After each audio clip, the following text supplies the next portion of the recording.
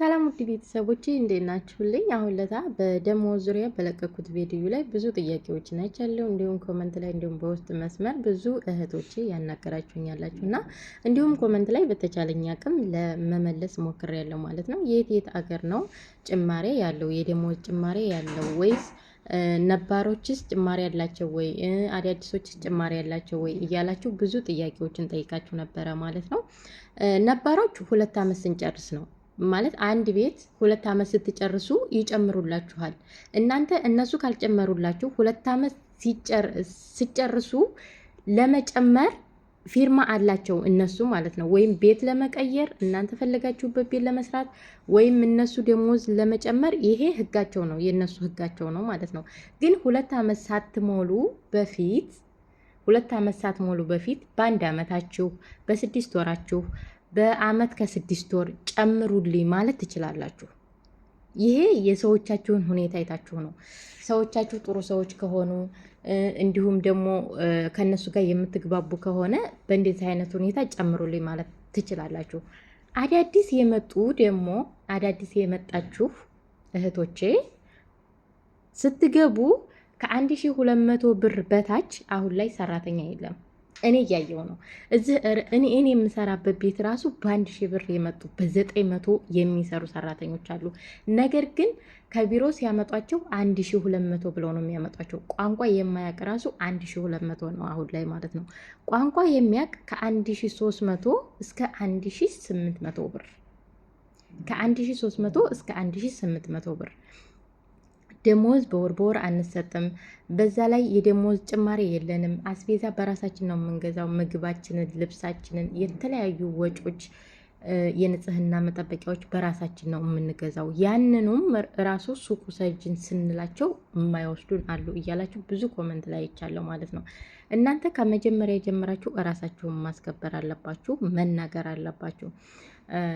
አንዳንድ ጊዜ ምን አይነት አባባል አለ መሰላችሁ? አፍ ካልተናገሩበት ዳሽ ራሳችሁ ጨርሱት መልሱን ማለት ነው። መልሱን እዚህ ጋር እኔ መናገር አልፈልግም እና ስለዚህ ማንኛችንም ብንሆን መናገር አለብን። በዛ ላይ እነሱ ዝቅ አድርገው የሚያዩዋችሁ እንደ ራሳችሁ እንዳስተሳሰባችሁ ነው። እናንተ ራሳችሁን ከፍ አድርጋችሁ ካያችሁ እነሱም ከፍ አድርገው ነው የሚያዩዋችሁ። ስለዚህ ዛሬ ላይ እኛ ራሳችንን ከፍ አድርገን ካላየን ራሳችንን ንጽህናችንን ጠብቀን እነሱ ሲናገሩን ያልሆነ ስራ ስሩ ሲሉን ይሄንን አልችልም፣ ይሄንን ማንሳት አልችልም፣ ይሄንን መስራት አልችልም፣ ይሄን አላቀበትም ብለን ዴፍረን ካልተናገር እነሱ እንደ ጫማቸው ነው የሚረግጡን። ብዙ ጊዜ አይታችሁ ከሆነ ማለት ነው። እና ስለዚህ በደሞዝ ጭማሬ በኩል ተናገሩ፣ ደሞዝ ጨምሩልን በሉ። እንዲሁም ደግሞ የባንክ አካውንት ያልሽው ትክክል ነው። የባንክ አካውንት ተከፍቶልኛል ግን ደሞዝ አልተጨመረልኝም ያላችሁም አላችሁ። የባንክ አካውንት ይከፈት የተባለው ለምን መሰላችሁ? ብዙ ጊዜ እዚህ ሚዲያ ላይ ብዙ ጊዜ አይታችሁ ከሆነ ደሞዛቸውን ሳይሰጡ ሰጥቻቸዋለሁ እያሉ እንዲሁም ወርቅ በራሳችን ብራችንን አውጥተን በደሞዛችን የገዛነውን ወርቄን ሰረቀች እያሉ አሁን ላይ ማለት ነው አረቦች በጣም ተበላሽተዋል እያሉ ብዙ እህቶቻችን በሚዲያ እያለቀሱ ነው ያሉት። ስለዚህ ያ ነገር ስላለ የባንክ አካውንት መከፈት አለበት። ደሞዛቸውን በእጃቸው አትስጡ፣ በባንክ አስገቡላቸው ተብሎ የራሳቸው ህግ ወጥቷል። ያንን ህጋቸውን የማክበር ግዴታ አለባቸው እነሱ ራሳቸው ማለት ነው። እና ባንክ ቤት ተከፍቶልኛል የተባለው እሺ በህግ ስለሚጠየቁ ነው። ደሞዝሽስ ለምን ጨምሩልኝ አላልሽም? ባንክ ቤት ሲከፈትልሽ ጨምሩልኝ። 2 ዓመት ስትሞሉ ደግሞ ወደ ሀገራችሁ አንሰዳችሁም ወይም ቢሮ አንሰዳችሁም። አገሬ ገባለሁ ታች ቀጥታ አገርሽ እንጂ የምሰድሽ ደሞዝ አልጨምርም የሚሉ መዳሞች አሉ። ልክ 2 ዓመትሽን ስጨርሺ ካንስሌሽን ስጪ ትያታለሽ።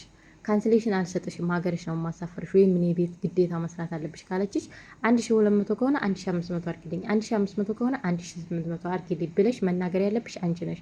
አይ አልጨምርልሽም ደሞዝ አልጨምረም ካለችሽ በቃ አልሰራም አንቺ ቤት እወጣለሁ።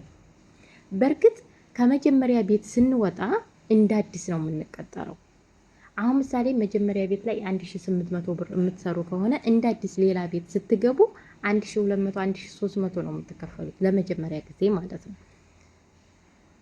እና ስለዚህ ይሄ ነገር እንዳይሆን ከነሱ ጋር መስማማት አለባችሁ። እኔ ስራዬን በስነ ስርዓት እሰራለሁ፣ የተባልኩትን ስራ እሰራለሁ። ስለዚህ ደሞዜን ጨምሪልኝ፣ በደሞዝ እንስማማ። በደሞዝ ካልተስማማን ደግሞ ካንስሌሽን ይስጭኝና ቢሮ እሄዳለሁ ታያታለሽ።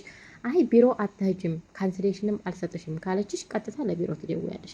ለቢሮ ትደውይና እኔ 2 ዓመቴን ጨርሻለሁ፣ ስለዚህ ካንስሌሽኔን እፈልጋለሁ፣ ከዚህ ቤት ወጥቼ መስራት እፈልጋለሁ ብለሽ ትነግሪያታለሽ። ያኔ ራሷ ታስተካክልልሻለች። ምክንያቱም አንቺን ቢሮ ወስዳ ከቢሮ የምታመጣት ሰራተኛ 6000 ድርሃም ወይም 6000 ሪያል ከፍላ ነው የምታመጣት። ስለዚህ ያንን መክፈል አትፈልግም። ያንን መክፈል ስለማትፈልግ የራስሽን ደሞዝ ትጨምርልሻለች። እና እንደዚህ አድርጋችሁ ራሳችሁን አስከብሩ። በዛ ላይ ደግሞ ከሰዎቻችሁ ጋር ስትጣሉ ደሞዝ ሳትቀበሉ የምትወጡ እህቶች እባካችሁ ጥንቃቄ አድርጉ። ደሞዝ ሳትቀበሉ ካንስሌሽን ሳትይዙ ፓስወርዳችሁን ሳትይዙ ከቤት ከወጣችሁ ማለት ነው፣ ከቤት ወጣችሁ ለፖሊስ ብትደውሉ ሰርቃኛለች ብለው ድምድም አድርገው ነው የሚክዷችሁ። እኔ ቤት አልሰራችም የኔ ሰራተኛ አይደለች ብለው ራሱ ይከዷችኋል። እና ስለዚህ መጀመሪያ ላይ ካንስሌሽንን መቀበል ካለብሽ ፓስወርድሽን መቀበል ካለብሽ ቢሮ መሄድ ካለብሽ እዛው ቤት ውስጥ ሆነሽ ነው ለፖሊስ መደወል ያለብሽ። ከቤት ከበራፍ ላይ ከወጣሽ ብዙ ያከራክርሻል። ከቤት የወጣለች አላቃትም በቃ ብዙ ነገር ማለት ነው። ሰርቃኛለች ምናምን ብዙ ነገር ነው እነሱ የሚያወዛግቧችሁ። ስለዚህ ይሄ ነገር እንዳይፈጠር መጀመሪያውንም ከቤት ሳትወጡ ለፖሊስ ትደውላላችሁ። ያላችሁን የምትፈልጉትን ነገር መናገር፣ ካንስሌሽንም ከፈለጋችሁ ካንስሌሽን፣ እዛ ቤትም ደሞዝ ተጨምሮላችሁ መስራት ከፈለጋችሁ ደሞዝ ተጨምሮ እንዲሰራላችሁ ምናምን ያለውን ነገር ስታስረዷቸው ፖሊሶቹ እራሳቸው ይረዷችኋል፣ ያስተካክሉላችኋል። ይሄን ነገር የምታደርጉት ግን አደራ ከቤት ሳትወጡ ቀርማችሁ ነው ይሄንን ነገር ማድረግ ያለባችሁ። እና ይሄ ነው እላችኋለሁኝ ውድ እህቶቼ። ስለምታበረታቱኝ አይዞሽ በርቺ እያላችሁ ከጎኔ ስላላችሁ ከልብ አድርጌ ነው የማመሰግነው። ራሳችን ካላስከበር እነሱ እኛን አያከብሩንም። ስለዚህ ራሳችን ማስከበር አለብን። ዛሬ ላይ ዝቅ ብለን ብንሰራ ለነገ ከፍታችን ነው። ስለዚህ ዛሬ ላይ ዝቅ ብለን ሰራን ብለን ራሳችንን ወደታይ ዝቅ አድርገን ማየት፣ ማልቀስ፣ ማዘን ምናምን መጸጸት የለብንም።